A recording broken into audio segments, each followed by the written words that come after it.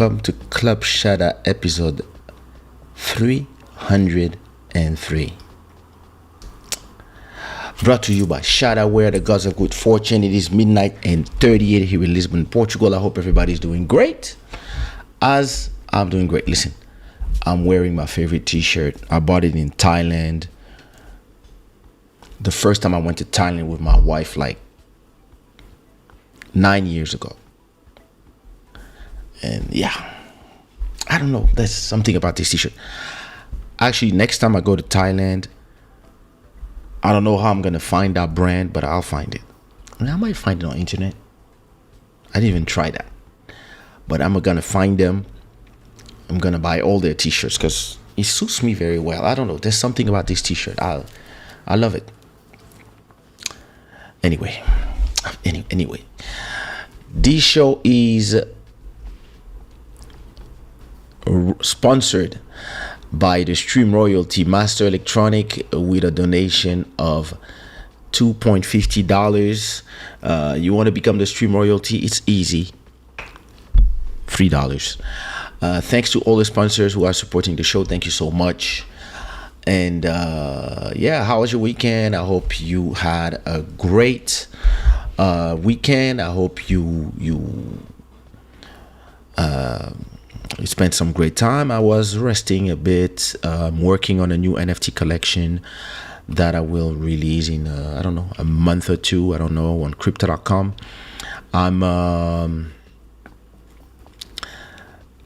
Listen up, next week, the whole month of June, we're gonna have 5 remixes of something going on coming out every week. And listen, these remixes are next level. Everybody just went crazy with those ones. So that's what I have for you coming for the month of June. And yesterday actually was my daughter's graduation from kindergarten, or I don't know how they call it here in Portugal, but it's the end of her at the kindergarten or maternelle, I guess. She's now starting real school next year, so she received a diploma and she got like applause and stuff. It was very emotional to see her, like, you know, it's gonna be like the real school. So it's the end of one cycle, one I mean, it's not the end of one road, but I guess yes, it's the end of one road, and now she's taking a new path to we actually put her in a private school in the neighborhood that is, I think, the second best school around here. Very, very good school, very expensive. But yeah, she's gonna start that. So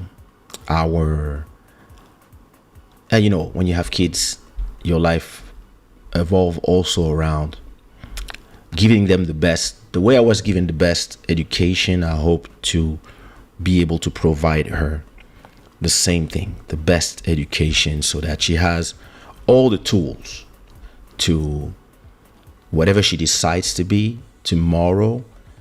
The most important is not what your parents are dreaming for you or how they will try to force you to go one way or another.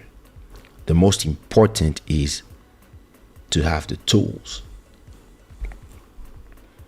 My dad, being a politician, didn't really want me to be a musician. My mom, yes, listen, work hard at school, do your thing, and then, hey, listen, if you want to have some fun doing music, as long as one day you get a real job. And I was good at school. I finished like the French cycle, finishes at 18. I was done at 17. and I was already at the Sorbonne. But at a point, music was my passion. But the tools that I learned at the graphic school, at the economy university, and at the economy class, and at the École Active Bilingue, which was the private school where my mother put me, these tools made the difference between me and most other artists, because I'm a seasoned businessman where they are just artists. I'm an artist as well. But what I learned in school makes the difference. The way I look at music and the business of music compared to the way they look at music, which is just emotionally, all the difference comes from the tools that I have been given.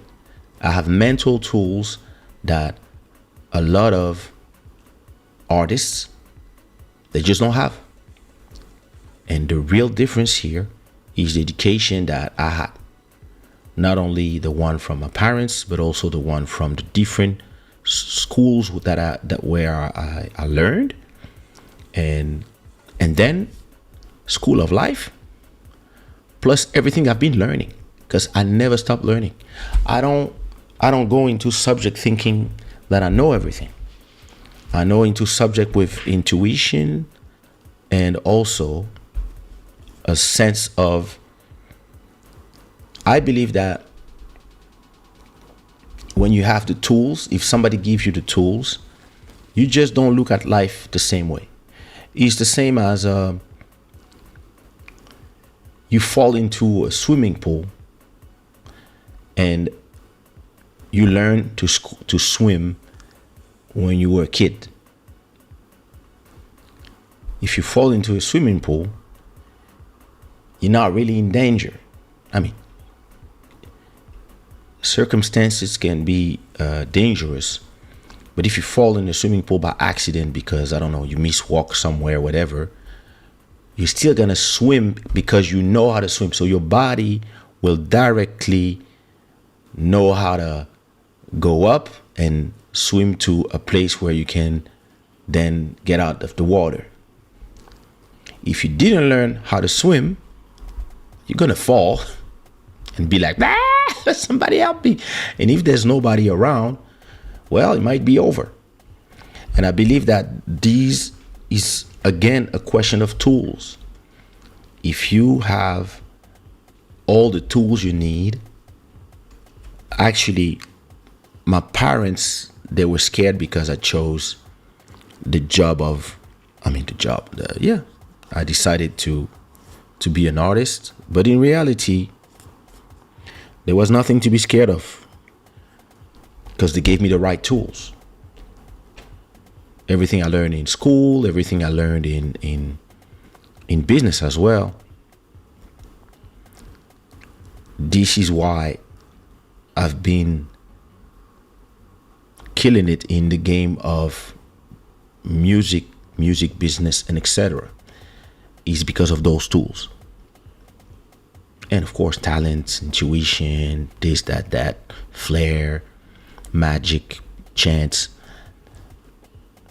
And that's exactly why when I look at my kids, what I said to myself is, our goal as parents is not really to force them in the way we think is best for them, but is to give them the tools.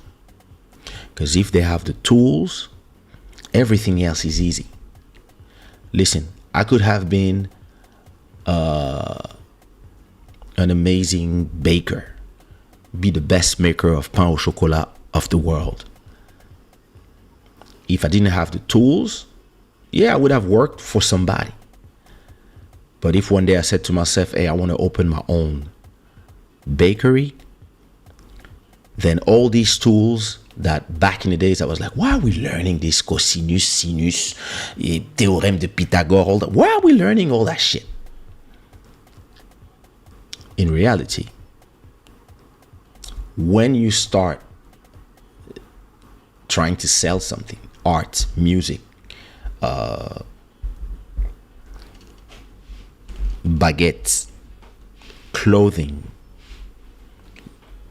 paintings, courses, just selling your time. These tools, that's when they come handy if they are embedded in your consciousness. Is that every time there's a choice to make, you will make a business choice when you are in business conversations. You will make an emotional choice when you are in a creative process, and you will not have a problem going back and forth. And if you look well, some people that are not artists, and I've seen this a lot in the music business. Some people that are not artists at all, but are put in position because they are a good accountant or whatever the reason. When I was signed to Sony, sometimes I would talk to people, and you could see from just talking to them that these people they understood nothing about music. You would ask them, or you would like, okay, listen, I make hip hop beats, and you critiquing my beats, and you telling me that I should do like this, I should do like that, whatever. And I would be like, what do you listen to at home? The Beatles. I was like, and a lot of times you're gonna have people that are in business that are trying to take artistic decisions, and they fail and they don't understand because they are good businessmen. And you're gonna have great artists taking the worst business decisions because they might be talented, but they are not good businessmen because it's not embedded in there. And because I'm a good artist, but also I have good business genes and upbringing embedded in me, I'm able to go back and forth between being an artist or being a businessman, taking business decisions as a businessman and not as an artist, and taking artistic decisions not as a businessman but as an artist, and sometimes as an artist taking decisions to help out the business, or taking business decision to let the artist be happy. Meaning that sometimes as an artist, you're gonna do a clearly commercial song to help out the business. And then if this commercial song generates 5,000 euros, and you now know that you have 5 months of rent that are secured, then now the business can take an artistic decision and just let the artist do whatever he wants, do some crazy stuff that will not sell, because he knows that you gave me something last time. It's my turn to give you something. So yeah, do that thing you wanted. Enjoy. Or it's not commercial. We don't care. We good. We secure the bag for 6 months. And those are conversations that you can only have with yourself if you are a businessman and at the same time an artist. And most people, they don't know how to do both. They're just going to get too emotional. And I was just having this conversation with a friend of mine, and I was telling him he had some people asking him advices, like not just just one question, but people who really want to be able to ask him to do things for them and ask for advice all the time, and almost like a mentorship. And my question to him was like, okay, how much you charging?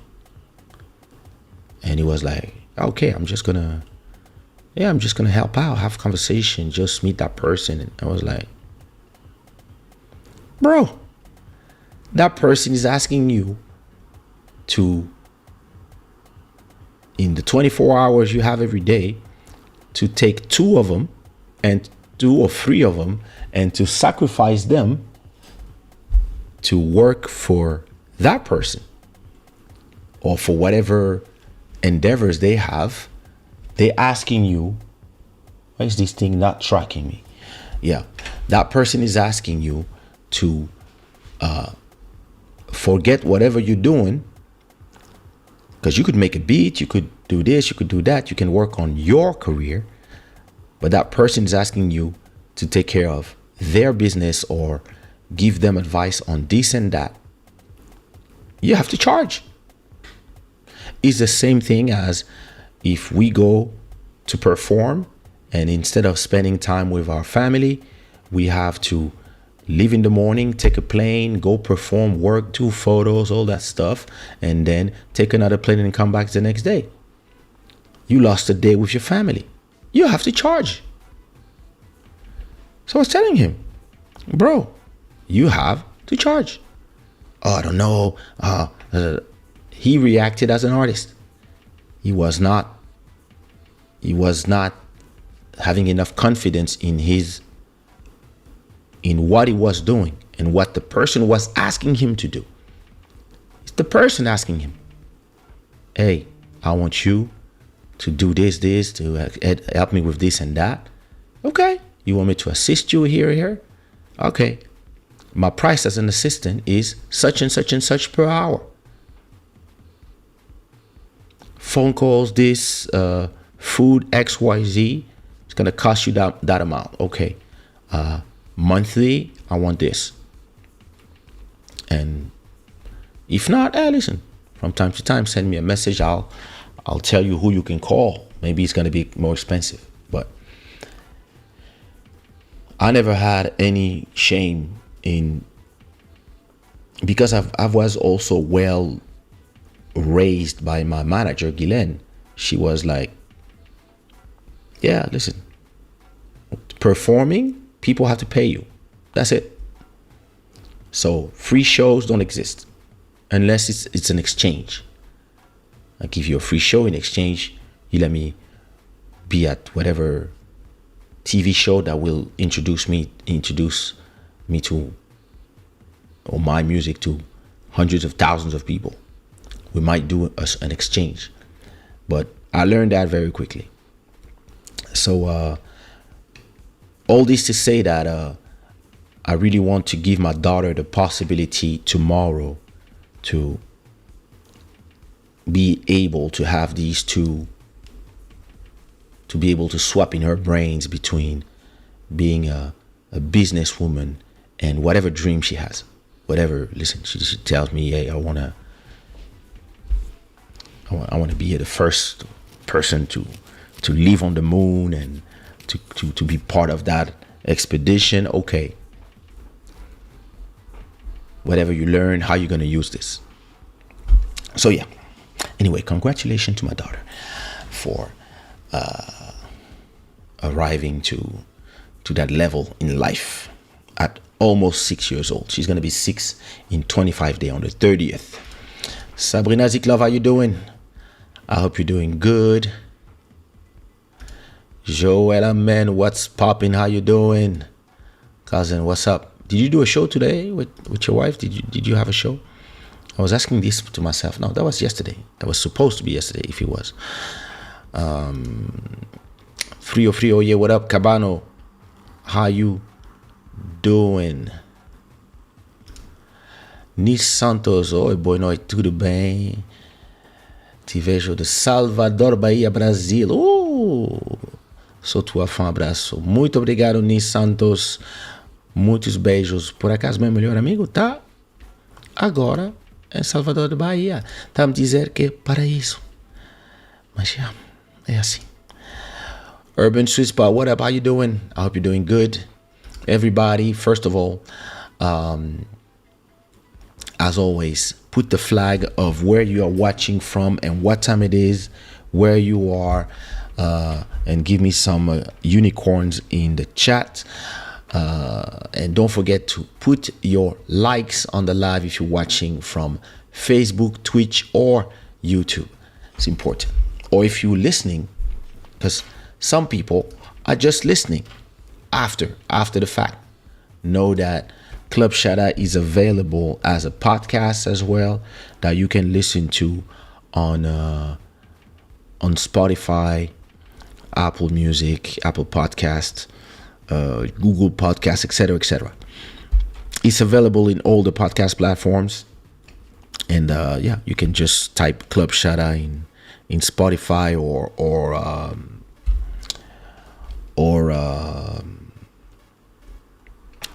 Overcast, Apple Podcast, whatever, and you will have I'm still uploading a lot of episodes, so I think I have episode from 1 to 14, and then episode from 180 something to 300. No, wait, no, 280 something to 302. But I have to upload the rest. The thing was that in the beginning of Club Shada, I was recording. This program records automatically, but a lot of episodes at a point when I cleaned my drive, or when the old computer burned, I lost a lot of recordings. So what I have to do is go to YouTube and download an episode and then re-upload it to Spotify for podcasts, and from there Spotify sends it to everything. So it is available in video on Spotify, and then everywhere else. From that, they create the audio version and spread it around. So if you are listening to this after the fact, or watching the replay on YouTube or Spotify, bisous. Don't forget to leave a like. That's important. Emmanuel Etienne, how you doing? I hope you're doing good. Master Electronic, what's popping? I hope you're doing good. So, as you know, I try to keep that show under an hour and something. Because why not? I want to talk to you about two things. Or maybe three. I mean, two. One is, but you know. So, let me.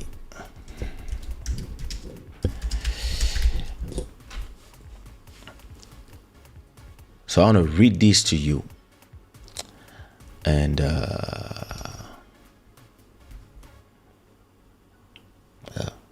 let me see. What is this? Oh, okay. So this is a press release from the European Union. I think it's important that we read it. Thank you, Emmanuel. Theodore Chimanga was good. All right.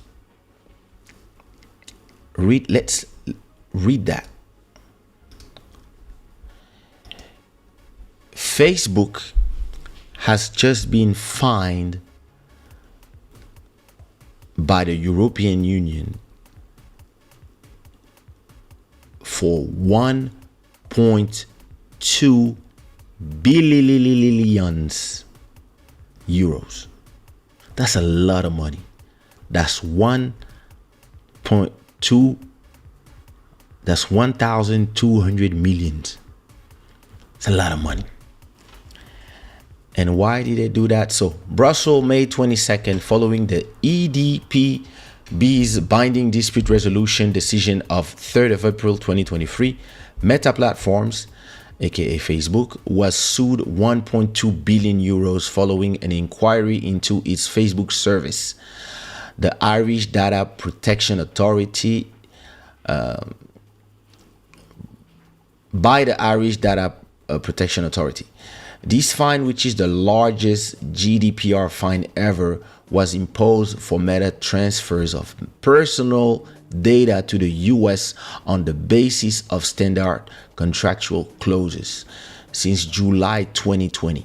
Furthermore, Meta has been ordered to bring its data transfers into compliance with the GDPR. Andrea Gilnek said the EDPB found that Meta IE infringement is very serious since it concerns transfer that are systematic, repetitive, and continuous. Facebook has millions of users in Europe, so the volume of personal data transferred is massive. The unprecedented find is a strong signal to organizations that serious infringement have far-reaching consequences, etc., etc., etc. Why do I believe this is important? I believe this is important because American companies believe, and America in general, believe that they can all make us believe that TikTok is sending all the users, Americans users, data to China. And this is a nightmare because all that data is going to the CCP. But the same companies have no problem sending my data, me, French citizen, and probably Congolese citizens, Nigerian citizens, Cameroonian citizens, Egyptians, etc., etc., to the US. That's what listen, these people, especially Facebook, have been campaigning hard to the American Congress, like, we have to ban TikTok. And I've been telling you, they just want to ban TikTok as a competitive move, just because TikTok is winning. And that everybody, all the kids are on TikTok, and they want all the kids to be in an American platform. But the Europeans are saying, well, why is our data going to the US? These are not American citizens. So why are you sending all these data to be analyzed and used for advertising, etc., to the US? If you are the same person who are saying, well, TikTok should not send their data to China, all the users, the Americans and the French and the Europeans, all this should not be sent to China. You make a whole fuss about it, and in reality, you're doing exactly the same. So, and listen, the other companies are not better, but I just want to show you the hypocrisy of all these platforms and how they will point the fingers on some companies when they have they are the ones who invented all these malpractices. And it's important that the European Union does that. I don't always agree with the EU on some of their decisions, but this is a good decision. Make them pay for the things that when they are in America, they keep saying this about TikTok. And listen, I don't care about TikTok. I'm not here to defend TikTok. It's just, I believe that listen, I would dream that Africa, the African Union, would do the same. Start telling people, hey, you want to have all our users' data? All right. Everything has to be in servers in Africa. Not in France, not in Spain, not far in, not in Portugal, in Africa. South Africa if you want, Kenya, wherever. Find a place, the African users, data in Africa, the Asian users, data in Asia, the European users, data in Europe. And you only keep the American data, and you do whatever you want. You meddle with the elections. This is your problem out there. But you don't do this with our data. I think it's fair, especially when you're the one criticizing Facebook all the time. Good for them. 1.2 billion. Bam. Indias. C'est important. C'est important. I hope Facebook doesn't close down this live because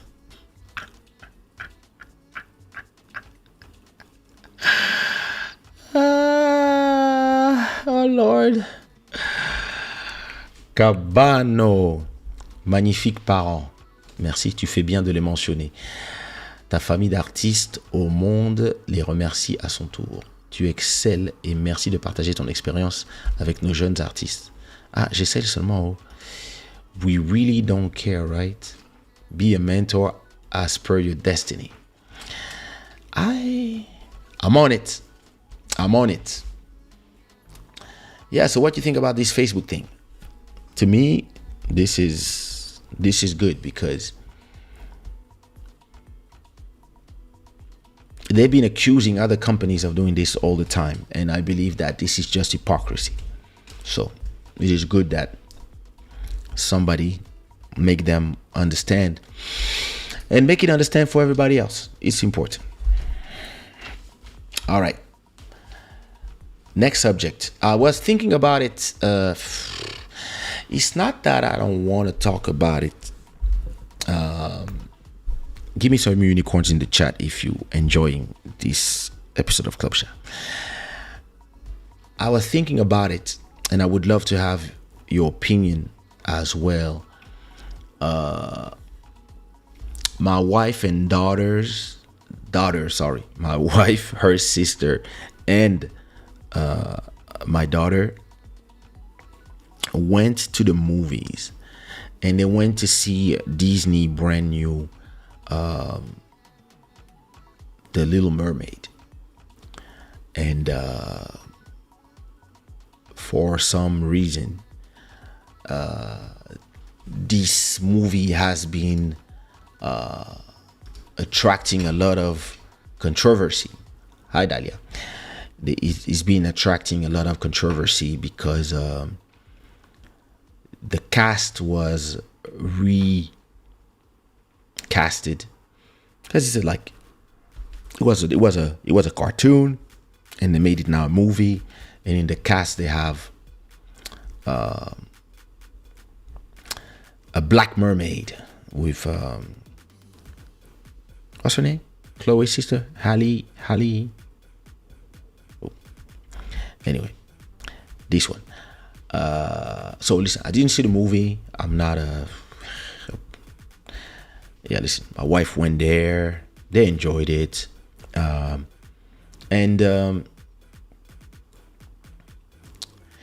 So that's the interesting part to me.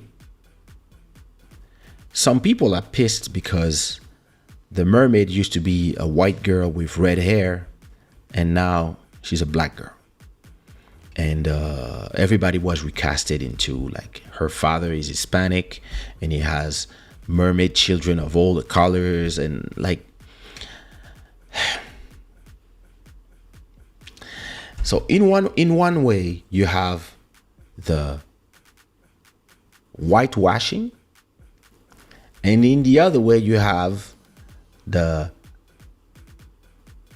how do we call it now? Like, we have to rewrite and recast and redo all the movies and just change the color of everybody, because diversity is very important. And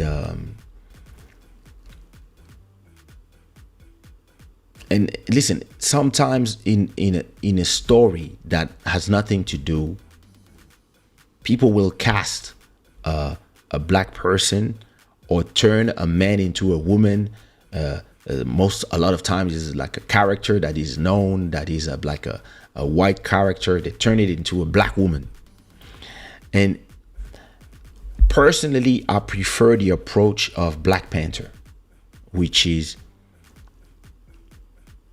they have plenty of heroes that they can use. And I like the fact that with Black Panther, the first one, they decided to just take this black hero and make it into a movie And it worked. And nobody was pissed because, yeah, everybody knew it's in Wakanda, it's in Africa, the black people. There you go. What I didn't like about number 2 is that now, I mean, you see, that's the thing. In Black Panther 2, I think there was a little bit too much about the Hispanic cultures, right? I believe that the origin story of the Hispanic should have been its own movie, but I understand. And as a movie, it was okay. I still prefer the number 1, but you cannot complain that in the Black Panther, all of a sudden there's way too much about the other culture, right? When you want in white movies to force a bunch of black people. You see what I mean? So can't complain. I still think that, and I because I'm gonna come about it on the next part of my conversation, which is when it comes to a fiction, right? I kind of care a little less because it's not a documentary. It's not something where you are saying, hey, this happened. If it's a fiction, a character can change. Listen, Spider-Man they change actors. Batman, they change actors. Now, it's true that when people wanted to change the color of James Bond, everybody went crazy. And personally, my question is always the same. Why do you want a character that already exists? That is, yeah, we know from Sean Connery to all the other actors, we understand that it's not always the same thing. And why not a black James Bond? But me, I'm like, why does it have to be James Bond 007? Why can't we do like another one that is Hispanic or Chinese and we make him become popular the same way James Bond became popular? Like, why do we want to hijack other people's stories to feel important? Why can't we start ours from zero? And again, Black Panther was the perfect example of that. New hero in the cinematic world, in the comics exists long time, but new hero in the movie world, big movie came out, inspired everybody. Everybody felt proud. Wakanda forever. All the money, all the black people gave them money, and he went to Disney, to a non-black organization. That's another story. But at least it was like, yeah, we have a hero now, and the kids can look up to this hero as well as the others. And I believe that's a great way to show diversity. Now, if when you do new heroes, you can do a diverse cast, well, it's good. I don't have nothing against that. I'm just saying that I don't know about this idea of taking heroes that are existing in a certain way and changing them. When it comes to James Bond, I also do believe that 007 is not a person. 007 is like the license to kill MI6 agent. So James Bond can actually be anybody and of any color. And listen, personally, I don't care that much about all that stuff, but I see people care because people are people. But my approach is always, listen, we have so many stories, heroes, kings, queens, famous people. Like, do a movie about how, I don't know, Dangote became the richest man in Africa. Those type of stuff. Like, there's so many heroes that you can create from scratch. Why take the lazy route of taking somebody that already exists in people's minds and turn them into whatever you want because of activism? And listen, in reality, if a mermaid lives down there in the depth of the ocean, her skin should be transparent, neither white, neither black. So, listen, I didn't see the movie, so I don't know if it's a good movie or not. I mean, most people that saw it kind of didn't have anything special to say, other than Disney. I mean, listen, there's some shows that I love in Disney, but there's others where you feel like they just want to remake everything, remake all the classics instead of creating new things. Like, why can't you do some new iconic? I mean, I know there's Encanto, there's the one with the jazz black guy. Forgot the name of that one. Soul. You also have I mean, everything they're doing for Star Wars. There's some series that I love, like Mandalorian. Andor is amazing. So it's not all bad, but listen, all these activism in cinema, sometimes I feel that it's more about checking all the boxes than writing great stories. That is my only issue here. You could do both, but I personally, when I go to the movies, is to be entertained. Some movies you can learn something. I'd rather learn with documentaries, but when it comes to movies, I personally prefer to not realize some stuff. If you have a political agenda, or if you want have like some cultural agenda, don't push it to my face. Be subtle and put it inside of a great story, so that the fact that whoever is black, gay, trans, whatever, is not affecting my story or my ability to just enjoy a story. And it seems like people are just saying, okay, first we need a black guy, a gay guy, a trans woman, XYZ, one Chinese, a few Spanish actors, because if not, somebody's gonna complain. And then once they have everything, then they start creating the story around the people. That's not how you build something nice. This is just trying to check the boxes. And I don't know. Listen, when they did the washing of Ghost in the Shell, which is one of my favorite manga, and the movie as well, with why am I forgetting all the names today?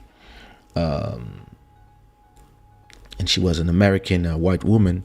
Everybody was angry about that, because she was supposed to be the major is supposed to be a Japanese character, and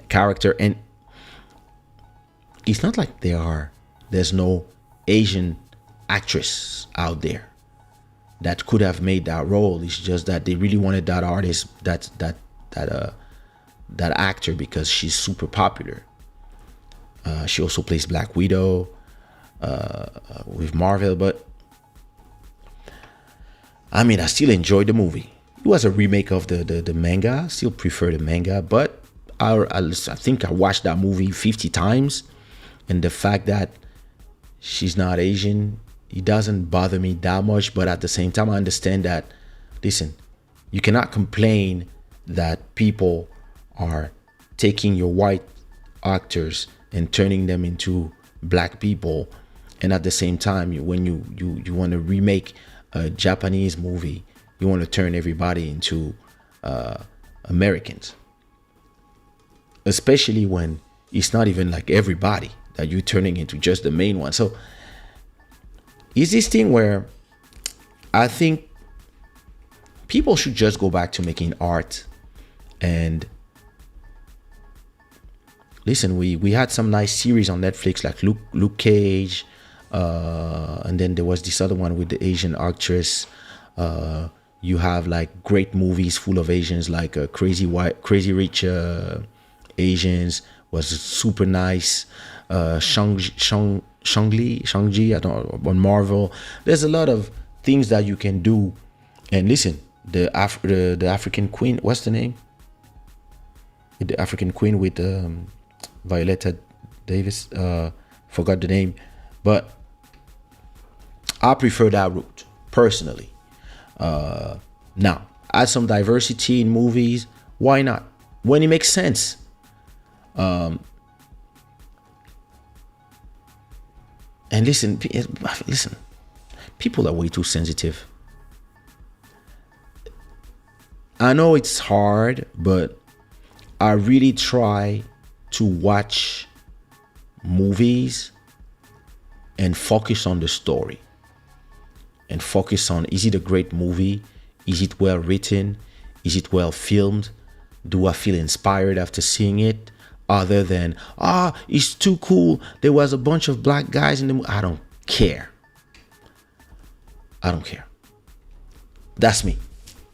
But then we'll come to the other part of the conversation after reading your comments that are very important.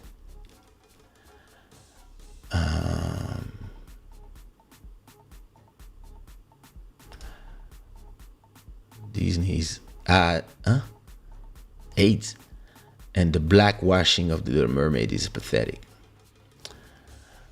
All right. So there's a whitewashing, now there's the blackwashing. It's interesting. Oh, he lost a lot of money.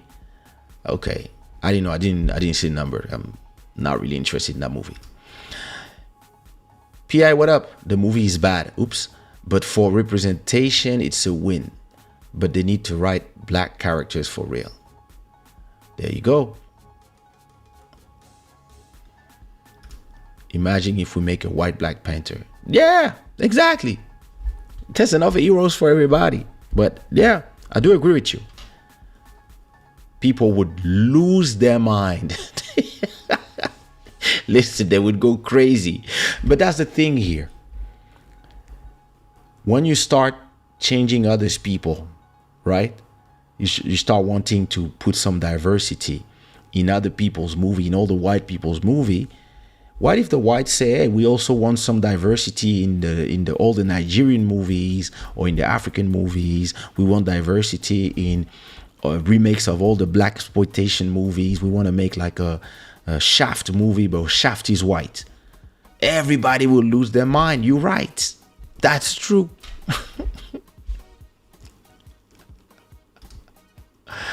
Yeah, of course, they're not changing every movie. I know. Yeah, Black Panther 1 was nice. Number 2, I don't know. There was something, and I understand it was hard to make the movie when you lose your main actor. So, but Emery Agnon, what up? What's good?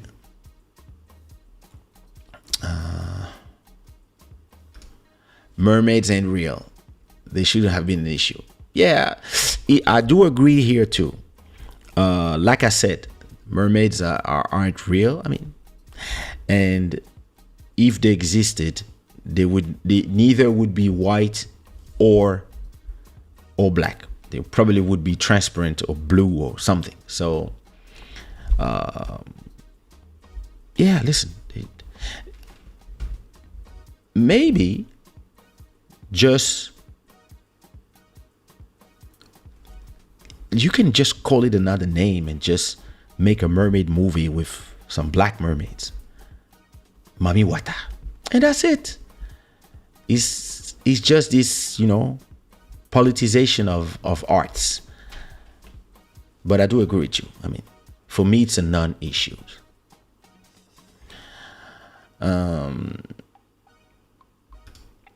White actors have played many different ethnicities, no problem. That's true. A lot of Egyptians were complaining when some white actors were playing Egyptians in movies. There was a point where Hollywood was just not so diverse. So I'm for diversity. I'm just for It's not because now we have diversity that we need to rewrite everything as if the past didn't exist. That's my problem with today's society. They want to rewrite the books. They want to change the words in books, change, recast and reshoot movies, and do 2023 version with different casts. And I personally think that when a movie is iconic, I'd rather leave it the way it is. The same I do for songs. A lot of people are telling me, hey, you have to redo On the Quoi, like do a new version. And I'm like, no, I don't want to touch it. That song is iconic. That song is perfect the way it is. If somebody has to change it, it has to be a new artist. Some young artists ask me for the permission and they signed to share their rights and whatever, like, business deals. And they do a new version coming out of America or France or wherever. And that new version blows up with its new person. But me personally, I don't want to redo it. I think a lot of iconic songs should be left alone. And at the same time, I'm all for covers. So somebody can do a cover, like I do covers myself. It's just that I'm just talking about the original work. And when it comes to movie, yeah, I mean, there's a lot of movies that are having remakes. There's a lot of French movies actually that are being recasted. When they want to blow up in America, they just reshoot the whole movie with American actors. I understand the business moves. It's just that I think there's a balance here to find on all those things. I'm not against or for. I just think for, like everything, have a little bit of balance so that we can just watch movies in peace. MJ, what up? How you doing? They're giving us diversity now, but we'll take it away very soon. And when we will complain, they're going to be like, but we gave you Black Panther and the Little Mermaid and Spider-Man. What else do you want now? You stupid PI.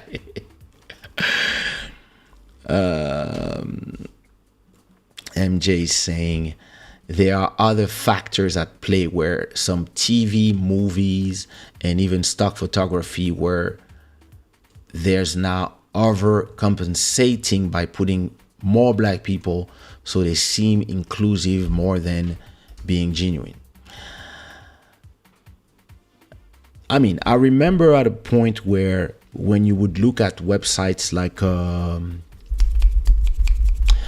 Shutterstock, where I used to take a lot of photos for my compilations, it was very hard to find Black, brown, Latina models. It was very hard. Everybody was white in there. So at a point we start complaining a little bit, and the photographers start putting also more models. I contributed myself. I have some photos of myself that I uploaded for free use on Unsplash, because at a point, and it's true that today you have a real diversity of models. But then it's a little different, because adding to what exists is okay. To me, is when you want to replace other people. That, of course, it's case by case. Sometimes I care, sometimes I don't care. I'm not like, listen, like me, like everything, I try to have an opinion where I can understand both sides instead of just being. I personally think the best person for the job should get it. True, I do agree, and not race-based or gender-based. There will be some movies like, say, set in Germany in the 20s where there were no Black people, perhaps. Exactly. You don't need to add people where there were not. On this, I do agree. Like some place where there's Vikings and then they add me some Black people. Listen, only Black that were there were slaves. And they're here telling me that this guy was a Black Viking. Yo, please. enough. A movie should cast accordingly to what makes sense. Yes, the story and the vision of the storyteller. Why is that so hard? I don't know, man. I don't know. I believe that some people just want. Some people are in activist mode, and for them, it's not as. And again, from a European point of view, is different from Black American point of views.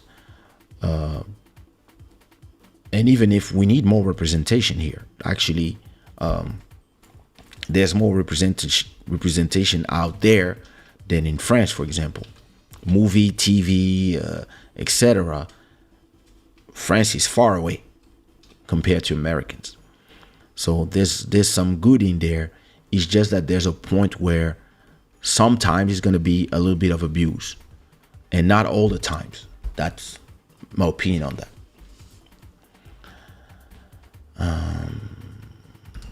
Emery saying, I avoid watching Hollywood movies.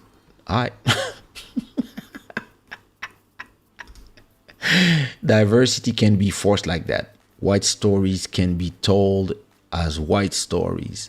Asian stories can be told as Asians. Black stories can be told as black. This fight is frustrating. There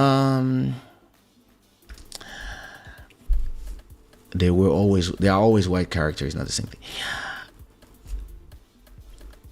I agree with you, MJ, but at the same time, there's this movie called Internal Affairs, which is a story of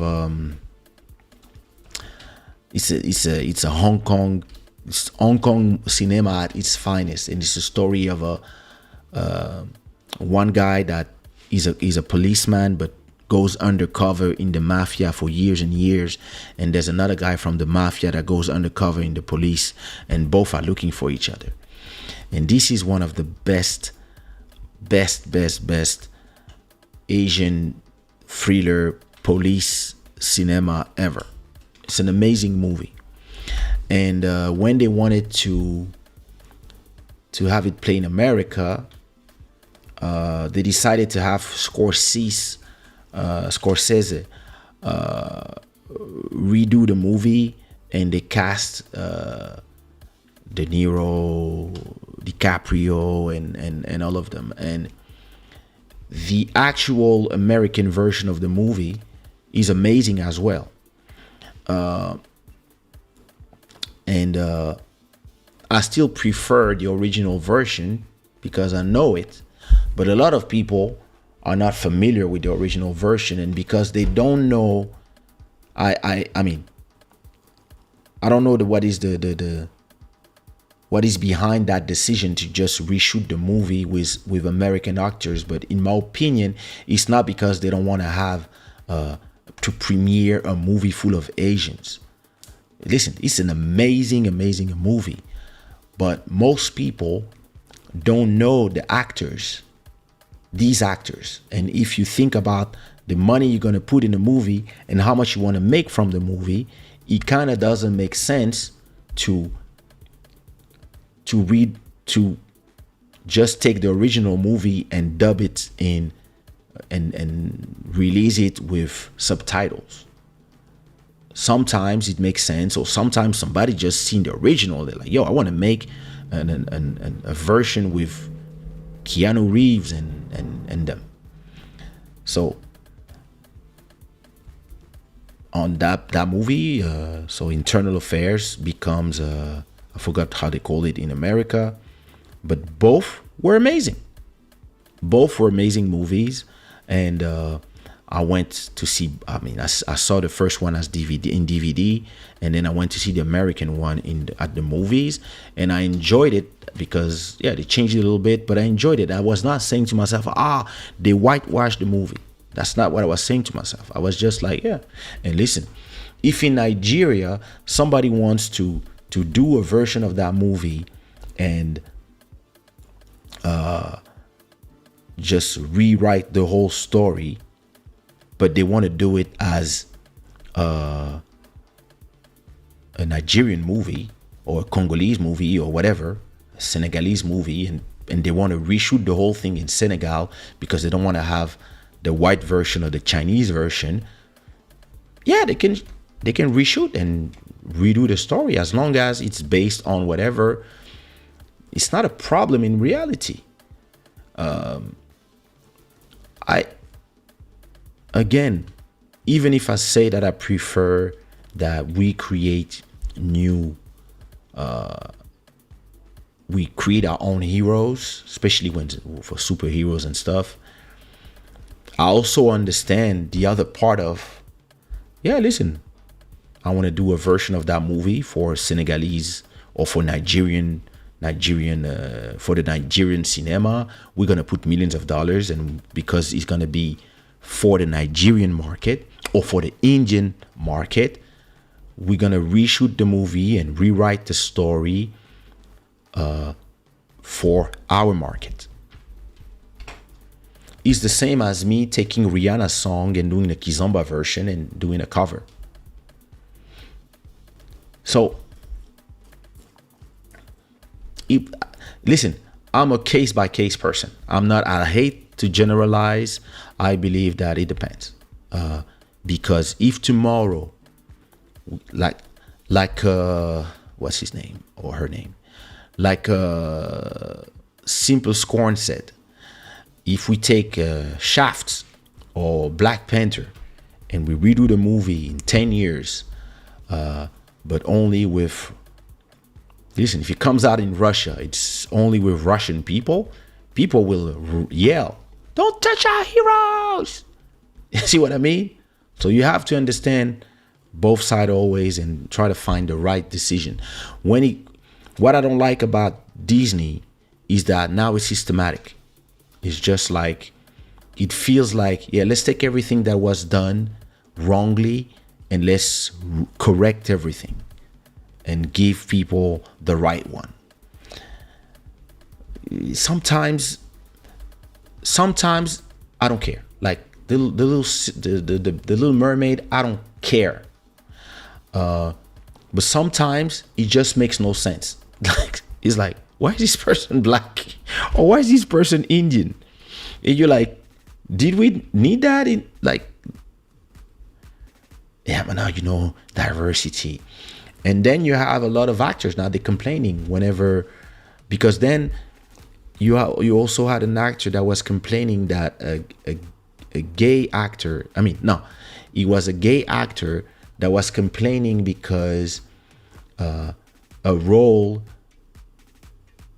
was done by somebody that was not gay, and it was in the story the person is gay, but the actor in real life is not gay.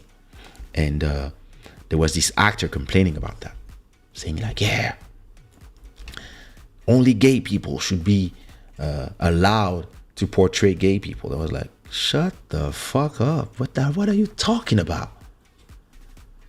They are actors. That's their job, to portray things. This is the essence of acting.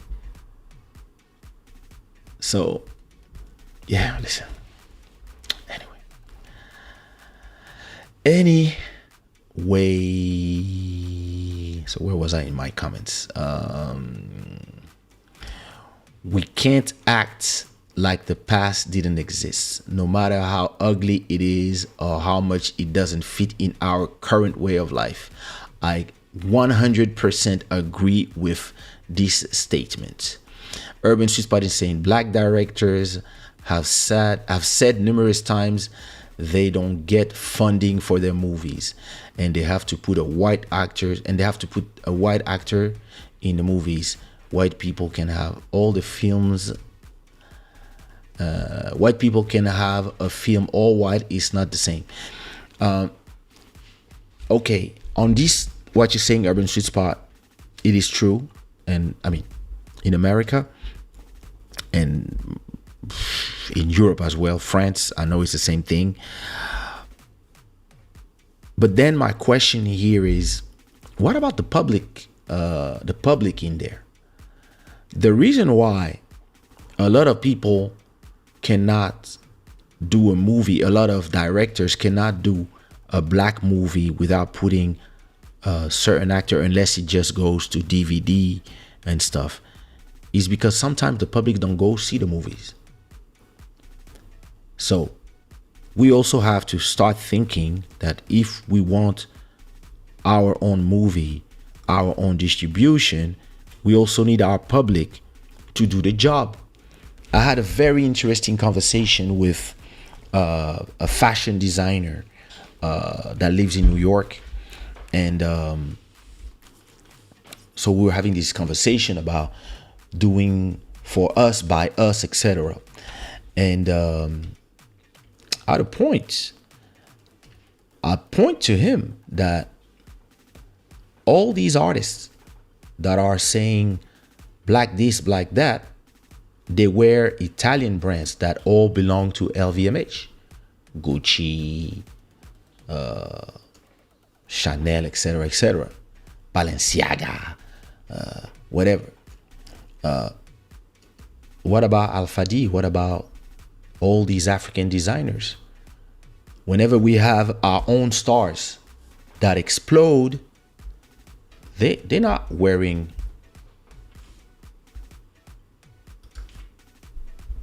Shada wear, black owned.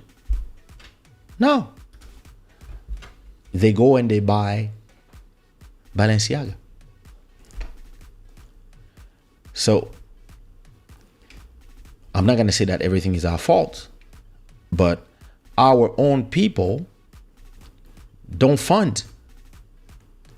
They don't put the selling pressure on for our creators. When you do a black movie, and I have some friends that did black movies. I knew a guy who did so he was in France. So he did a movie called I'm tired today. My memory is failing me. But so he did this movie about, so in the scenario of his movie, right? It's Europe that is Europe is poor. Europe, like economic crisis after economic crisis, Europe became super poor. And the continent that is rich now is Africa. And Africa is now one country called the United States of Africa or something like that. Or the African Union is now a whole country. The whole continent of Africa is just one country. And the movie starts with a lot of white people in France. And so you see Paris, Paris looking like a poor city. And you have a long list of white people, that are French people, white, that are trying to get a visa to go to Africa so they can get a better future.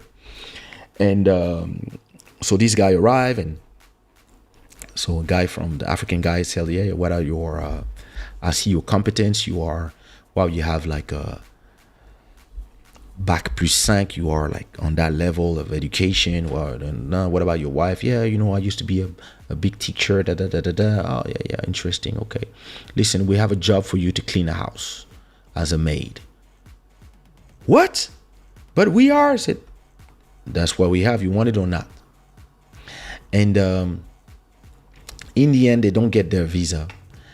And so they have some people come to see them at the exit of the embassy where they're crying about their future. And that is telling them, yeah, we can take a boat, and from that boat we can have you reach the shores of Africa as with a little pirate boat. So they decide to go to Africa without a visa. So they arrive at the shore, and then other migrants are being shot on by the African army, and a lot of people are being taken, and they end up being taken by an African an African person that is for immigration, that is really like trying to save them, give them a job and tell them, listen, lay low. I'm going to try to find a way to get you papers, authorization to get here because I'm part of the government. And so then you see that person in the government, in the big assembly, the parliament, having a debate with the far right in Africa. And the far right doesn't want no white people to come to Africa. And the left in Africa is saying, nah, listen, we need their education, we need their people. And the far right, now we have our own people. Our people should be that. And so it's like the situation of Europe, but turned into Africa. Listen, the movie is a great movie. Not a lot of funding, so you can see that it's not a Hollywood super production, but it's a cool movie to watch. And when I met the guy, the first thing he had was half of the cinemas in Paris and in France didn't want to play his movie because of the subject. And he was like, yo, it's just a fiction. No.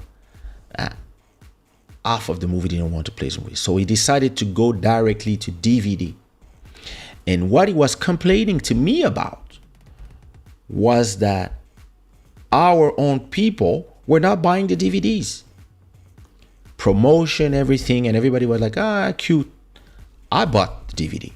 I was like, yo, listen, for what it's worth, here's my 20 euros. And I got the DVD and I watched the movie. I liked it. And it's this thing here now is like, either you want to be part of a market that already exists, and of course you have to be represented in that market. And at the same time, when you make a movie, you need your people to come en masse to see it, the same way they all went to see Black Panther. My question is, and I said it before when Black Panther came out, if Black Panther was a movie, the exact same movie, but made in Nigeria, or made in Congo, or made in Sudan, would have us, if it was not a Marvel movie, would have we been, is that how you say it? Anyway, would we all be as excited as we were because finally Marvel, black movie, etc.? And would we have supported that movie the way we did, generating more than $1 billion to Disney, if we knew that all this money was going to Nollywood or to an African corporation? The same movie, exactly the same, but if all the actors were African. We also have to ask ourselves these honest questions. And I believe that no, sometimes we don't support our own. I had the same conversation about Zouk, where everybody's complaining that everybody's using Zouk, but then I say, yes, but the proper West Indians themselves are the first to pirate. And I produce most of the Zouk music from 2003 to 2006, 7. I was one of the biggest seller of Zouk music. And trust me, they were pirating our records like crazy. The same that are supposed to protect their own culture were the one killing their own culture. So I understand what you say, urban sweet spot, and I agree with you. But at the same time, our public doesn't want to go and support when other communities, they will support. Even if it's a bad movie, at least they will give you the money, because they will be like, no. It's a Chinese movie, we all go. It's an X movie, we all go. It's our religion, we all go.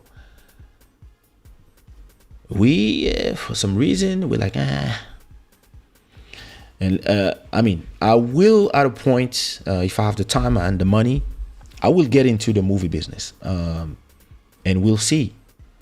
If I make a movie that is full for us, by us, of course, it has to be a good movie, yes. But let's say we make a good movie, we'll see if people come. And we had the same conversation with Bodhisattva 3 days ago. I was like, yo, listen, if we buy a club and we have a club, black owned, black music, etc., will our people, and we say like, yeah, no people that cannot come in the club, etc. And I told him the first thing that will happen is that soon as our club become popular, one of our people will come and shoot inside of the club. And then our club will be closed. Because at a point, yeah, you have to show your support with your money, and at the same time, stop complaining about not being included in other people's stuff. But when your people do their stuff, you don't support. The public doesn't support. Complicated situation.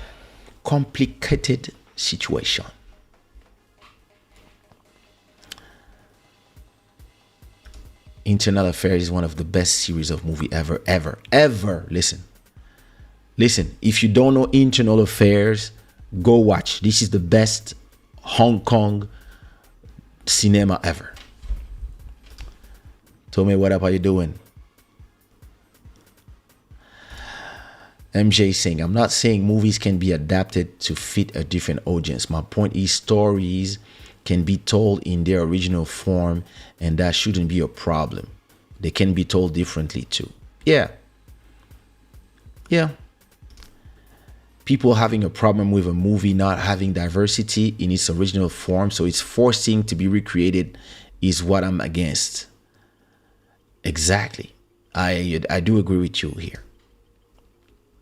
Cabano is saying voilà. Seulement voilà quoi.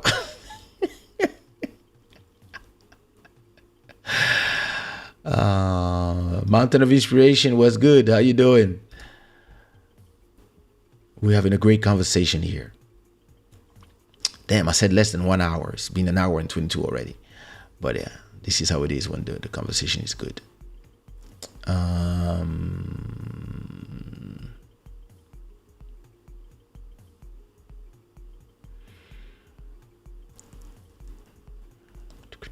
Let me look at the comments. Yeah, lots of comments. Sometimes, MJ says, sometimes black people don't unify for propping up black cinema or businesses. We cannot only wait to support huge blockbuster movies like Black Panther. Exactly.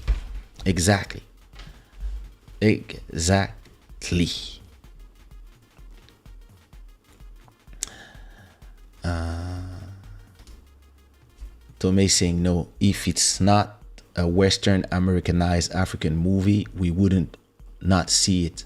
Hard piece to swallow. Hey, it's true. Yeah, listen, that's the thing. Hey, urban sweet spots.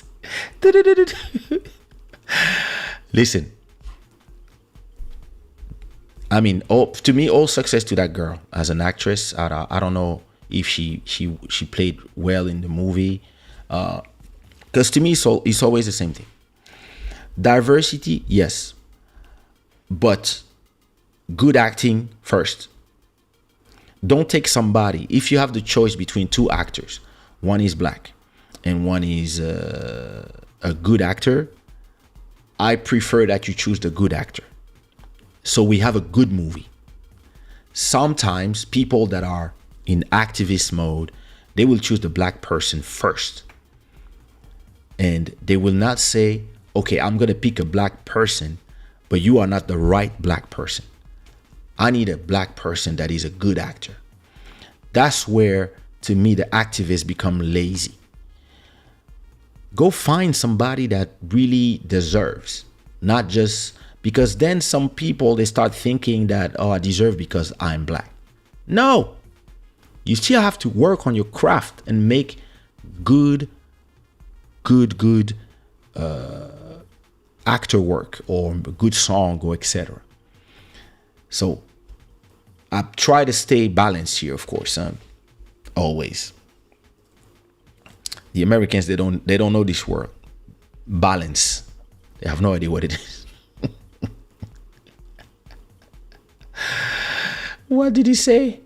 Maman grande puissance, yo. C'est quel faillotage ça? Tomei saying, Sensei, in terms of black cinema and fiction in Portugal, you should talk with Xiomara Moraes if you really want to be in that area. She's working for Disney now. Oh, amazing. Okay. I'll check her out. I have actually a whole series that I wrote 20 years ago. And I also have a movie that I wrote, but I'm just waiting because I'm methodic. I'm like, I'd rather wait, have the money and do it myself rather than have people tell me how I can do my own thing. But, or at a point, I buy enough shares of Disney or Sony or Paramount so that I can start changing things from the inside. That's how I do it. Or buy a whole studio. Buy a studio. Listen, the thing is this. If we want to take it, leave the emotional part of the conversation and take it into a business, which is my area. If you want to take it into a business conversation, it's not just putting the actors. You have to buy the whole vertical stack. You need to buy. Oh, you need to have the talent. We have that. You need to buy a studio, like a big studio. Make a big studio, black owned or Asian owned or Arab owned, whatever. And then you need to get the distribution as well. And also buy a cinema chain, right? And then you need the public to support all that. If not, all this is useless. And then after that, you not make it an exclusive thing with just us. You need to be inclusive as well in your stories and in the people you want to come support those movies. But first, you also need your own base to support it. And our base is busy supporting other people. That's the truth. Listen, there are amazing films and creators from Congo, from Guinea-Bissau that I know, that I've seen. I know some actresses in my family that are from Guinea-Bissau that are amazing actresses that are looking for jobs. I know some Congolese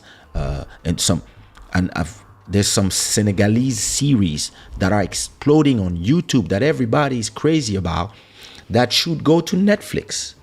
And all this is also, sometimes it's not just the fault of the company. Sometimes it's us not going there. This is more complicated than people make it. And I personally never want to view the world the way the black Americans see the world, because their views itself is crude.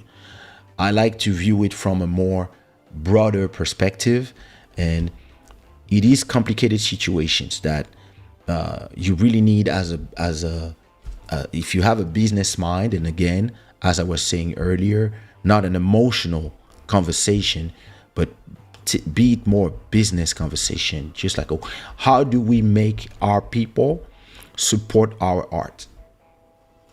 How do we make it that our own artists can have their art sold for $1 million or €1 million or $1 million, whatever money the BRICS will create? How do we do this with our own people so that our people can support our people and our artists can become rich without having to leave Africa to go do something in the US or whatever? How do we do that? So that's the real question. And listen.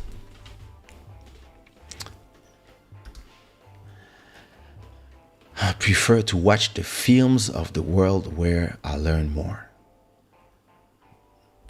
Actually, when I go to when I take a long flight, I like to watch the world movies, the Indian movies, and etc. Constant, MJ says, constant activist mode is very dangerous. It champions mediocrity and laziness, and most importantly, tokenism. I do agree. I do agree. I believe that the activists are very important until they become too powerful and they forget the mission, because now they are just trying to, they exist to complain, they exist to police other people, police the language, police everything. That's when I'm like, miss me with that.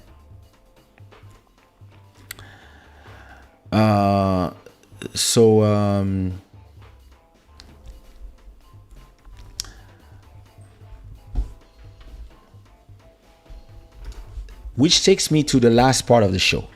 Can I do it in 10 minutes? MJ says it becomes really bad when the activists themselves are scammers. Like what happened with BLM. Sometimes black people, we shoot ourselves in the foot. Listen, the thing is this. Whatever the cause, you have to never forget that scammers are scammers. Scammers come in all colors. And yeah, listen, people will use emotions to make money. And yeah. And sometimes it starts from a real sense of duty. Sometimes it starts with sincerity, but when the money comes, what money does, a lot of time money will corrupt people. Look at what's happening in Senegal. My boy got elected 8-10 years ago, I don't remember when, because the one before him was trying to do what he's trying to do now, stay in power. When they come in power, they come with, sincere, they want to make a change, etc. Then they become powerful, and then they realize what power does. Power is a drug. And you need to have a very, very, very strong mind to be in power and accept to leave power behind you. Not everybody can do it. Trust me. I know all about it. When Master Electronic becomes the president of Congo, you will see.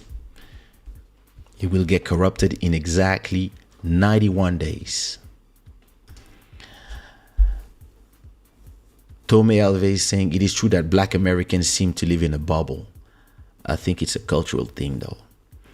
Yeah, it's a whole subject. It's a whole other subject. Black Americans.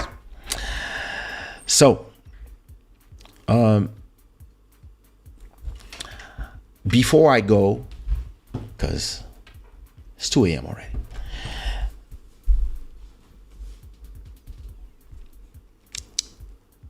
I want to talk about the Egyptians, because the Egyptians are pissed.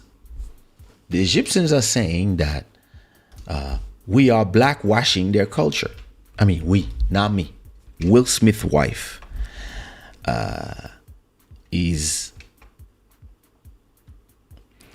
and that's where, to me, I agree with Urban Sweet Spot that when it's fiction, actually, in reality, does it really matter when it's fiction? As Urban Sweet Spot said, mermaids don't exist anyway. So why are you all crazy about that whole thing? Mermaid could be green, black, white. Why do we care so much? And I do agree. Personally, I don't care. But it's because it's a fiction. Now, when it comes to documentaries, it's different. You cannot start rewriting history when you do a documentary, this thing keeps, it keeps wanting to focus on my son. Wait, is this there? Yeah, that's the reason why it's losing focus on me. Let me put these photos somewhere else. Let's see now. Wait, what is this? Huh? Stay on my face. There you go. Sorry. So, as I was saying,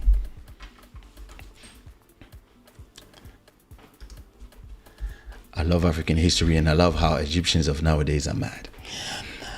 So, the Egyptians are saying,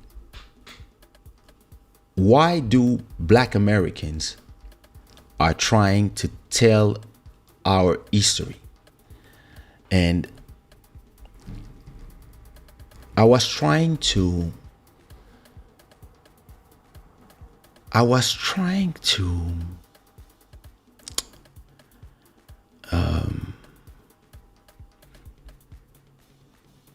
document myself before having conversations about this, because I don't have a definitive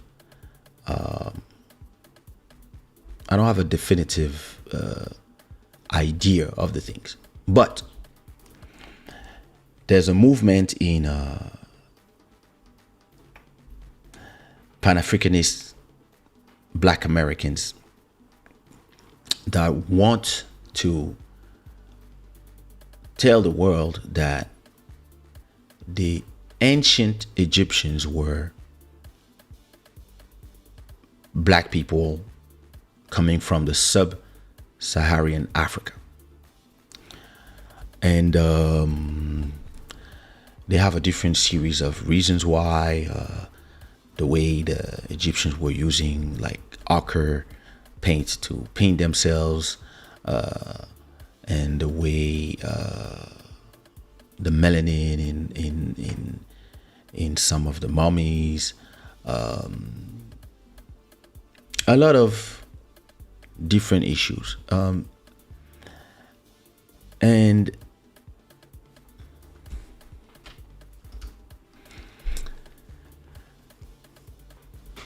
me, I look at the map, right? Let me find a map of the world. Where's Google Maps? Google, is it Google World or Google Maps? Where you can see, okay, let me see, maps. Which was the one where you can see the, okay, let me use maps. All right. So, can I put this full screen? All right. So, we are here in Lisbon. Can you see my mouse? I don't know. Anyway, we are here in Lisbon. If I scroll and go to the beautiful motherland, right? And I look at where Egypt is, right? This is just an opinion, not based on science. Let me just be clear, right? I don't know if you see the mouse, but if you do see the mouse, Central Africa, we here, right? DRC in the middle, heart of Africa, and so you have the different ethnies, right? The Bantus, they all come from here, the Congo Kingdom. The Nilots, the Pearl. So my wife's tribe, the Fulanis, the Pearl, they all come from the West. Mali, Mauritania, etc., etc. Here you have the Nilots around here. The long people, Rwanda, Uganda, and then on the south you have Ooh, I forgot what ethnies these are. And on the north side, you have everybody that is more like from a paler skin, but more from, I would say, Arab descent.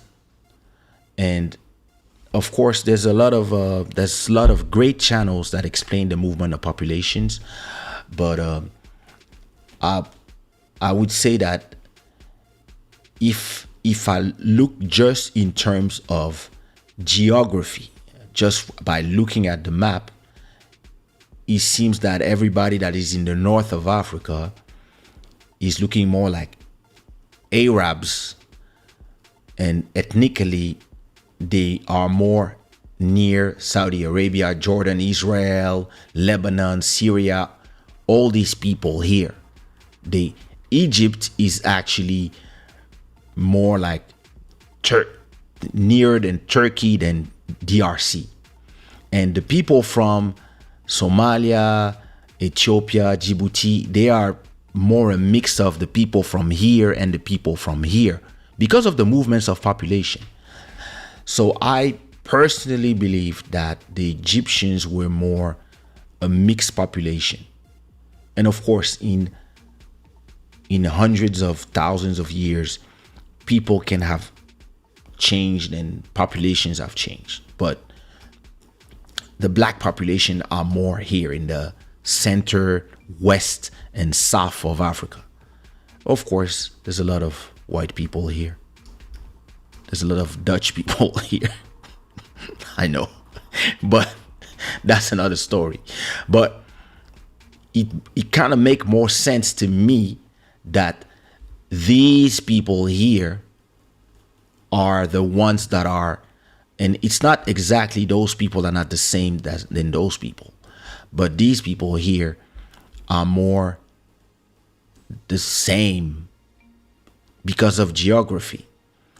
And then the movement of population and conquest, of course, the Egyptian army back in the days of the empire. Yeah, you also have some Sudan people that are not far. People from Khartoum were not far from people of Cairo, Eritrea, Djibouti. All these people, they have something in common. So would I say that the Egyptians were black? I don't know. Would I say that the Egyptians were maybe a mix of Arabs, Israelis, Libya, and then maybe some Eritrea, Sudan, and Chad? Yes, makes more sense to me. And that's why they would draw themselves with ochre, with a darker complexion, because they were not white, that's for sure. But were they black? I don't know.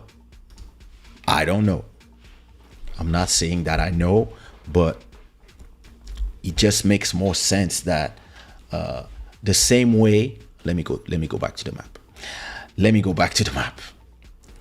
The same way that, where's the map? If I take the people from here, right? The huge territory that is Russia. My God, this is huge. Yo, Lord, Ukraine is small compared to Russia. I mean, all this is not full of people, but if you take the Russian that lives in Moscow, right? And it's funny because when I was looking at my TikTok, I was seeing a lot of people being Asian doing the Something Going On challenge. And to me, I was like, oh, all these people are from Korea or China. No, they were all from Kazakhstan, which is here. So to me, I was like, how come all these Asians are in Kazakhstan? And in reality, no, they are descendants of the Mongol. And actually, Kazakhstan here is actually near China. So it makes sense that all these people that speak Russians, because Kazakhstan was part of the Russian Empire, but they are all actually Asian people. And if you go to Russia, some of the Russians that are near Mongolia, they look Chinese, but they're still Russian. The ones that are here in those places, like in here, etc. And the ones that are here near Ukraine, they look like Polish people, Hungarian people, Romanian people, Lithuanians, because that's where they come from. So geographically makes sense. Now, people have moved during the years, during the centuries. People have moved. Empires have been born. Empires have fallen. But again, my problem with us is that we only want to see things in an emotional way. That's how we want to see things. We don't want to see things, and we are here complaining about whitewashing, about cultural appropriation, but then we have no problem coming to the Egyptians' culture. And this is not Africans doing this, it's Black Americans have no problem because of belief based on propaganda. And hey, listen, whoever is telling them whatever they know, they have no problem coming to somebody else's culture and telling them you are wrong. And that's a little problematic. So I try to, when I view these things, and again, if that series of African Queens from Jada, that Netflix series of Jada Pinkett, was saying it's a fiction and it's a depiction of things, because we believe there were some light skin, and yeah, we use some black actors, whatever. It's a fiction. But no, they're saying it's a documentary. So they are trying to impose facts on people. And that's where I'm like, oh, careful. You want to make sure about what you're talking about, because a lot of people that are pushing this narrative are activists. It's not based on science, it's based on activism. I believe that the Egyptian culture of 100 years ago was diverse. I believe that there were Moors, there were more Arabs, but there were also Hebrews, Jews, and also black people. I believe it was a diverse civilization the way we have. And I don't know about people trying to turn it into again, like this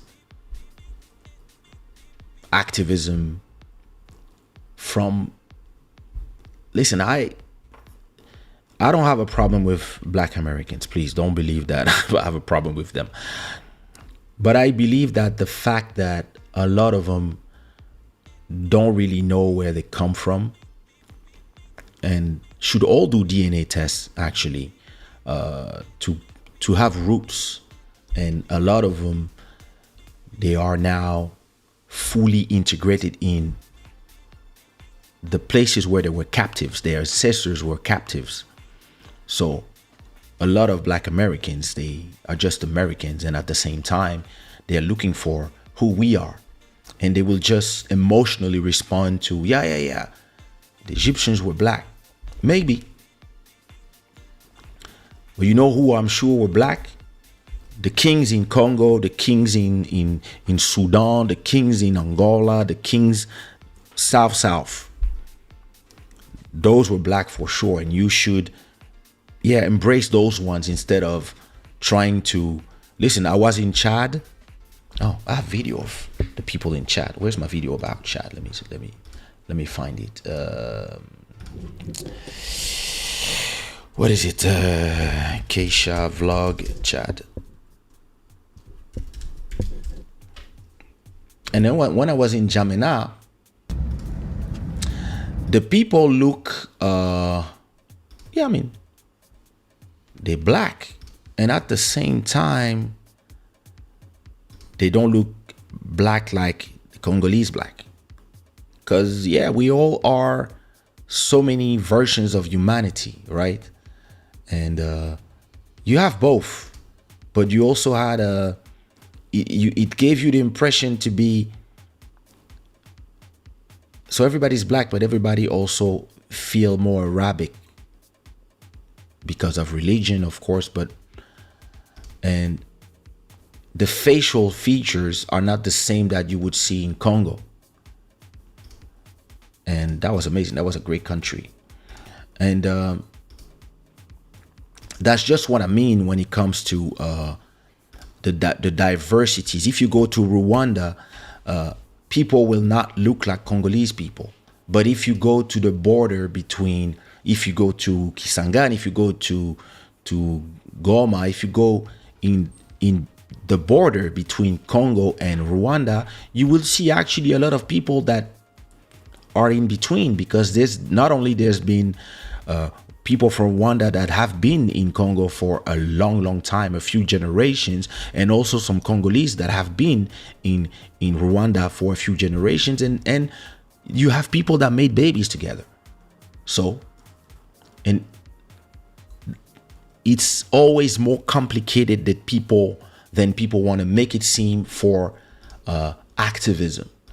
And I try to always have a more factual views on things, and a more distance myself from the emotion of saying, oh yes, listen, because listen, I know Jesus was not blonde with blue eyes. He was whitewashed as fuck. This guy probably looked, if you look at the geography, he probably looked like an Egyptian, more like a Bazane whitish, Arab, more ethnically Arabic more than German. But yeah, they wrote their version of the book. The real version is not even in English or French. If you really want to know how he looked, you go look at the original one, the one that they keep from us. But yeah, that's another whole conversation. But yeah, so I from what I researched, whenever you have a channel that says that the Egyptians were black and Cleopatra was black, I mean, she was Macedonian and Greek. Yeah, I don't think that's black. But the people who say that they were black, if you look at the channels, the name of the channels are usually Pan-African something. So you're like, oh, okay. And the channels that say no are more like channels that belong to white people or Egyptians. Egyptians are like, no. So I don't know. But the map tells me that, I don't know. I'm not sure. This camera needs to be reset because it keeps tracking. Or is it? Must be the glasses. Yeah. I don't know about that. I think in history there were some black Egyptian kings. This is possible. Before the era of Cleopatra and them, there was a king, I forgot his name, that I believe he was a Nubian king. But I don't believe that you can just say of a population they were black or they were white. I believe they were all more eastern, northeastern looking, and there were also a lot of other types of population. Because if you look at the the drawings that they do when they draw themselves as red ochre. When they draw white people, they draw them white, which is saying that they were not white. But they also draw the black people with a black. So they were probably more basané, more looking like Algerians, Egyptians. Like, it just makes sense. Emotionally, people just want to see. And listen, I don't know what is it about Egyptians, like they have to be black. What is it about? Like, because the pyramids, like because they just did those triangles. Do you really want that? These niggas could just be the way they were. We have our kings as well. Like the richest man in the history of humanity was the king of Mali. Why can't we celebrate those ones? Like, why do you want to go? Yeah, listen, you do what you want. I don't care. But it continues to be an interesting conversation, and I believe that nobody really has the answer, because the melanin is not. I don't know if it's the right answer. The way they were drawn, you can see it how you want. I believe the answer is in the middle, personally. Master Electronic is saying no, they were black. All right. Wait, let me go early. Let me look at your comments. I have some nice subject that woke up everybody tonight. Wait a minute. All right.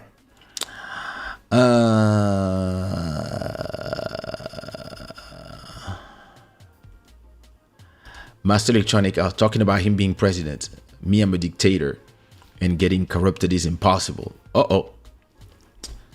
Wait, let me make you listen to something, Master Electronic, before we continue. My mom sent me this. I was like, yo.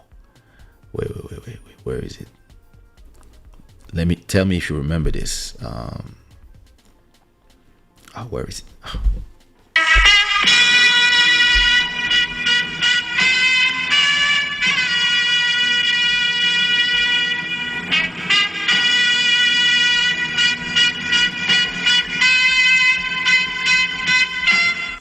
Tout comme le soleil solaire avec éclat chaque matin et se couche le soir aux horizons du grand et majestueux fleuve Zaïre, fier d'avoir apporté à l'humanité le ferment de survie nécessaire.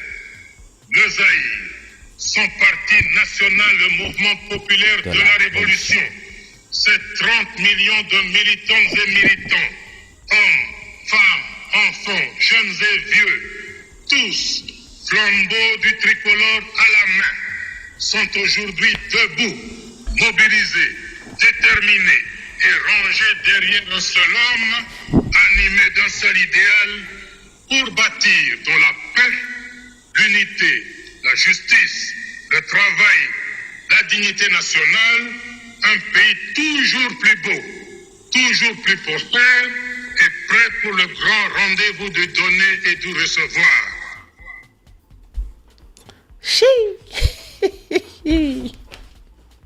Sorry. It reminded me of me watching TV when I was a kid.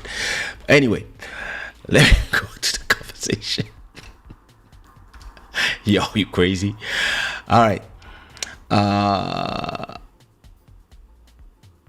I love African history, and I love how Egyptians of nowadays are mad. Yeah, that's where I was. MJ saying, in Zimbabwean, in Shona culture, mermaids are very symbolic, funny enough. In Congo as well. Check the Sudanese Empire. It's Google Earth that I was looking for. Thank you. Too late. Tomei saying, Sheikh Anta Diop already proved that the ancient Kemetic people were black through research and science. I hate the message, not the messenger. Yeah, I have to read more of Sheikh Anta Diop. But you know, Kemet mean the black land. So you could. Some people say it is the black land. Some people say it's the black people. So again, Egyptians hate both, Lord. Cabano is saying j'aime.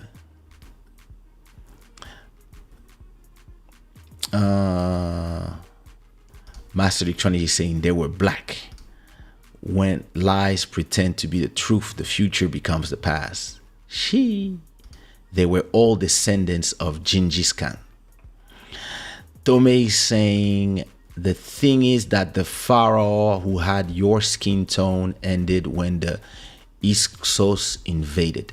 Then came the Persians, then came the Greek, then came the Romans, then came the Slavs, and then came the Arabs. This makes sense. Exactly. That's why I say it depends when. Listen. Portugal 800 years before was completely invaded by the Moors, and Lisboa was a caliphate. So and then with Spain, they chased them back out of the Iberic Peninsula, and then for a few years or a few decades, they cohabited, the Muslims and the Christians, and then they banned all the Muslims. They sent them all back down in Africa, and some of them were, even those who were turned into Catholicism, were removed away. Then at a point, the capital of Portugal was Rio de Janeiro, and then back to Lisboa. So as again, it goes with what I was saying.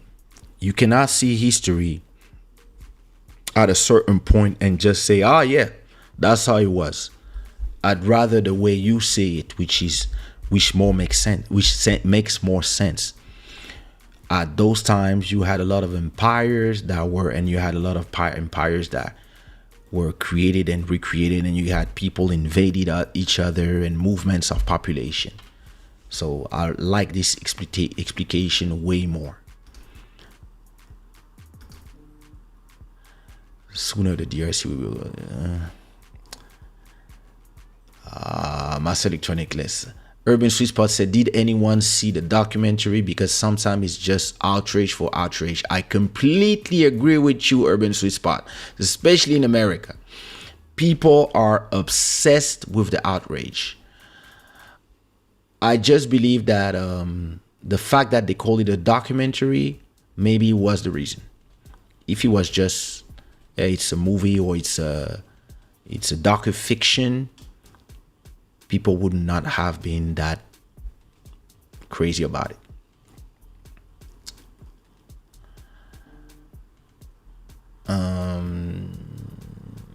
Urban Sweet Spot is saying, I agree with you, but there's a video on YouTube of a white man saying he's a descendant of Zinga. Oh, send me the link. That's something I would love to watch. But why Napoleon destroyed the nose from the pyramid? It was Napoleon? I don't know. Listen. Who knows? Theodore is saying, it's good that you mention it because it really becomes anything, this debate on the colors of the Egyptians. Listen, people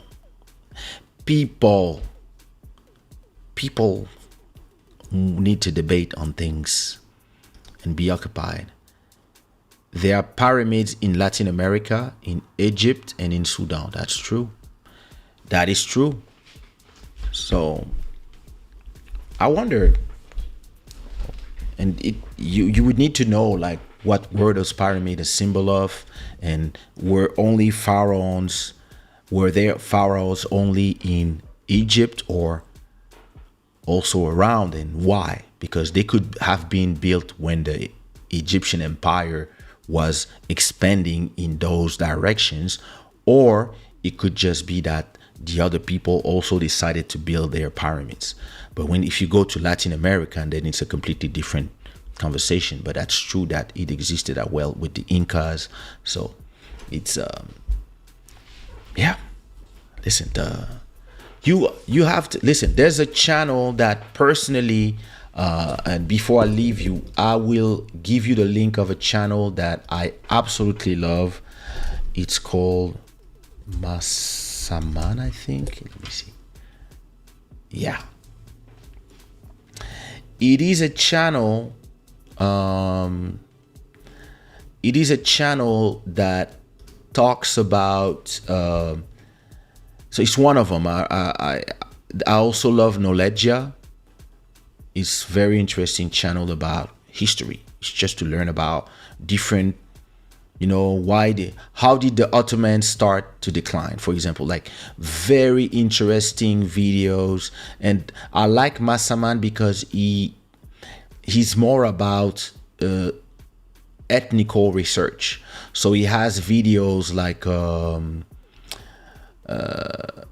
ethno-racial map of Africa, for example, or for example, the Moors. Who were the Moors? And to me, I think the Moors look, the Egyptians. Listen, the Moors, Rastafarians, China versus China, the Huns, the native Caribs. He has something about the Nilotic people. He has something about, for example, how the Bantus, the Bantu people went all over Africa. I don't remember where is that video, but I remember seeing it and learning so much from that channel. Listen, let me put the link in the chat, because it's really a channel that I it's so great to watch. Who are the Creoles, for example? Pan-Africanism. What if sub-Saharan Africa became a single country? So he had something about the Bantus. Let me see what's the name of this video. Bantu. There it is. How the Bantus permanently changed the face of Africa 2,000 years ago. History of the Bantu people. That's an amazing video. I also love this one. Who are the Nilots? Tallest, darkest, and thinnest people on earth. Great video. And then, who are the Khoisan? The world's oldest race, and the indigenous South Africans. Very, very nice channel to understand ethnic racial groups, and listen, very, very nice channel. I really, and with maps, explanation of languages, of like everything. It's a great channel to watch. You learn so much about things that you don't really think about, or like, it's a channel that I can watch like for hours. And same with the one Knowledgeia. I believe that I love when a channel is trying to be fact-based and not trying to push something to me. And these channels, it's really people who are just researching. The guys, I'm not sure where he's from. I don't know. I don't even know where he's from. Maybe he's Hispanic. I don't know. But I love these type of channels where you can learn about things. And I would love if we were more interested in those type of and if our creators decided to also do these type of channels about the continents. Like, I would love for African people to have some channels, and I'm sure maybe they exist, but some African people have conversations about African channels. I believe that it's better this way, to have real research done by the people who are concerned, and maybe an Egyptian and an African having conversation and exchanging data and having a conversation, not a debate, not trying to persuade each other, but just having a conversation about And because sometimes the answer is not yes, it's not no. Sometimes the answer is yes and no. Most of the time, because it depends of time and geographies. And I would love to, for the Africans themselves to be able to have those conversations, because Jada, she's an activist. So she will push her agenda. And I'm not saying that you cannot trust an American because the person is an American, because they are some very serious people who talk about these subjects. But I would rather having us talking about us, and really not instead of, but on top of and as well. I would love to have our people explaining those stories, having those YouTube channels devoted in really like not just a general history of Africa, but something that is really more local, explaining all the different tribes, the languages, how like there was a video about Swahili, and how Swahili was like all around from North to East and West Africa. Like that was super interesting. There's a video about the Fulanis, for example, the Pearl. I showed it to my wife and she was like, oh my God, I didn't know about all this about my own tribe. I was like, yes. And then I showed her something about her other tribe, because my wife is half Russian. So I was like, you want to see that one about your people too? She was like, no, it's not. I was like, wait a minute. It's your people too.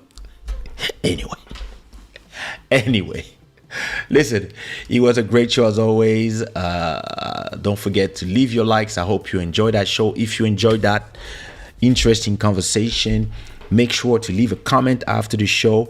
Make sure to give me some Rambos, some Club Shada Rambos in the chat. And MJ saying sometimes Black Americans just want the narrative to fit their view of the world. They don't like being called out for being incorrect on something, and they sometimes obsess in being victims. That is true. Tome saying a good impartial African history channel is Home Team History. Oh, please, Tome, send me the link via Instagram, please, so I can watch it. African history is so interesting. Listen, it is super interesting and it should be taught way more. That's all I had for you for tonight. It is 2:45 a.m. here in Lisbon, Portugal. This show is brought to you by ShadaWare.com. Thanks to Master Electronic, our stream royalty. Listen, Master Electronic, you're not gonna stay the stream royalty with a $2 donation. You better have this number go up to 10. I'm telling you, because $2, that's not serious, especially for you. I know, I've seen your equipment. I know how much crypto you generate every day. You are rich. You the richest person here in this chat. You the richest person. Everybody else, they're struggling, but you the richest person in this chat. So you're not gonna stay here and be the stream royalty from the month of June with $2.50. So you better have this number go to 15 or 20, 25 or 30. With all the crypto you are generating in your secret cave that I have the photos. I know what you do. I know how much money you generate from all your graphic cards. I got spies in Sweden. All the Congolese eyes, I can look through them. So the $250, Master Electronic, put $5 here so that this guy don't stay here with MJ Wemoto. Put $5 here to remove that guy with his $2. This is lack of respect. The hell is this? Let me find a good music to play. I'm gonna play you a song by Bodhisattva and I called Dedans. What dedans means? It means inside. Donc, what happened here? So, quand je prends, je mets dedans, it means when I take, I put inside. Club Shada, blessings.